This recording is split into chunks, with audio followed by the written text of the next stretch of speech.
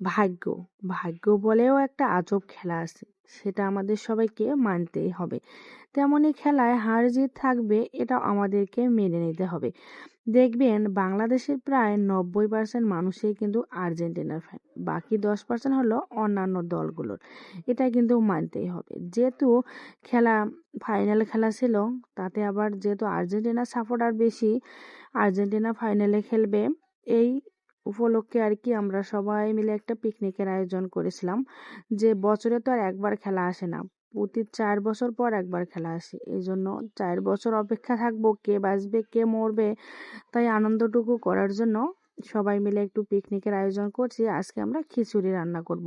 এখানে খিচুড়ি রান্না করার জন্য দেখেন কত বড় একটা পাতিল নিয়েছি। এখানে যে কাঁচা মরিচ, কাঁচা পেঁয়াজ, তারপরে এখানে দারচিনির পাতা, তারপরে এলাচের পাতা ছিল। এখানে ছাদের উপরে একজন চাষ করতেছে, ওনার ওখান থেকে নিলাম, নিয়ে মশলাপত্র সবকিছু দিয়ে মাংসগুলো একদম ছোট ছোট টুকরো টুকরো করে নিয়েছি, যাতে সবার ভাগ্যে পড়ে আর কি।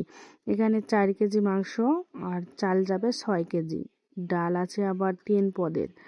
এভাবে আজকে রান্নাটা করব। রান্নাটা খেতে কিন্তু অনেক মজা হয়েছিল। আমরা কিন্তু যেহেতু আর্জেন্টিনার সাপোর্টার বেশি, ভাগ্যিস যে আমরা খাবারটি 1টা বাজে খেলা শুরু হয়েছিল, আমরা 12টার দিক খেয়ে নিয়েছিলাম, না হলে কিন্তু অধিকাংশ খাবারগুলো আমাদের নষ্ট হয়ে গিয়েছিল, মানে যাইতে ধরছিল আর কি। যেহেতু ভাগ্যিস খেয়ে নিছি, তারপরেও কিছু রান্না ছিল যে যদি আর্জেন্টিনা জেতে তারপর খাবে।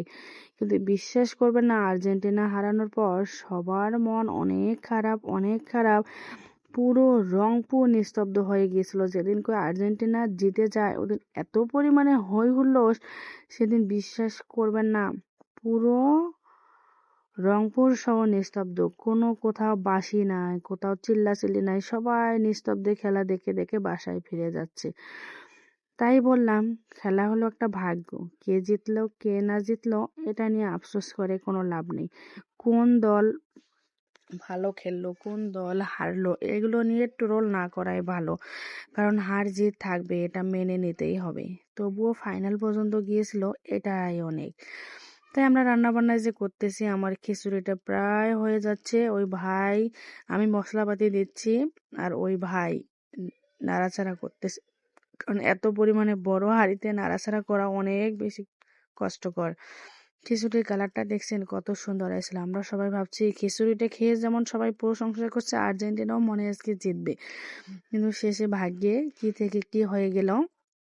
তবে আমরা সবাই মিলে অনেক আনন্দ করছিলাম, অনেক আনন্দ করছিলাম। আমাদের এই যে রান্না বান্না হয়েছিল, রান্নাটা এত মজা হয়েছিল, সবাই অনেক বেশি প্রশংসা করেছিল। এখন খিচুড়ি দিয়ে খাওয়ার জন্য এখানে একটা সালাদ তৈরি করতেছি। শসা কুচি, পেঁয়াজ কুচি, কাঁচামরিচ, লবণ, সরিষার তেল দিয়ে, অন্যদিকে একটা মরিচের ভর্তা করতেছি। শুকনা মরিচ, লবণ আর কাঁচা পেঁয়াজ দিয়ে ভর্তা, এই ভর্তাটা খেতে যে এত পরিমাণে মজা লাগে, অনেক বেশি মজা। আমরা ভাবছিলাম কিছুটা খিচুড়ি খেয়ে আবার কিছুটা রেখে দিছি, যে খেলায় জেতার পর সবাই মিলে খাবে, আনন্দ করবে এই জন্য, কিন্তু পরবর্তীতে আর খাওয়া হয়নি। অনেক খিচুড়ি কিন্তু নষ্ট হয়ে গিয়েছিল। ভাবছিলাম পরবর্তীতে সবাইকে দিয়ে খাবো, রাস্তার মধ্যে যে চিল্লাচিল্লি করবে সবাইকে একটা করে প্যাকেট দিয়ে সবাই মিলে পরে আনন্দ করব, কিন্তু শেষে আর হয়নি। শেষে অনেক খিচুড়ি নষ্ট হয়ে গিয়েছে, সবাই মন খারাপ করে করে চলে এসেছে। তবে খেলায় হার জিত থাকবে, এটা মেনে নিতেই হবে। যদি ভিডিওটি ভালো লাগে লাইক কমেন্ট শেয়ার করবেন। খিচুড়ি রান্নাটি কেমন হচ্ছে অবশ্যই অবশ্যই কমেন্টস করে জানাবেন। তবে খিচুড়িটা অনেক বেশি মজা হয়েছিল, অনেক বেশি প্রশংসা পেয়েছিলাম। সবাই ভালো থাকেন, সুস্থ থাকেন, আল্লাহ হাফেজ।